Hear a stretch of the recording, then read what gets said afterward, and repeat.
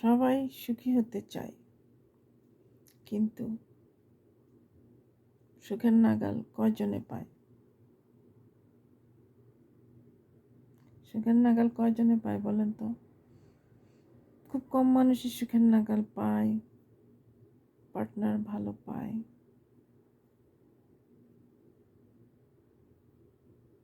তবে দোয়া করি যেন একটা ভালো পার্টনার পায়, মেয়েদের বিশেষ করে মেয়েরা একটা ভালো পার্টনার পায়। মেয়েরা সবচেয়ে বেশি নির্যাতিতা।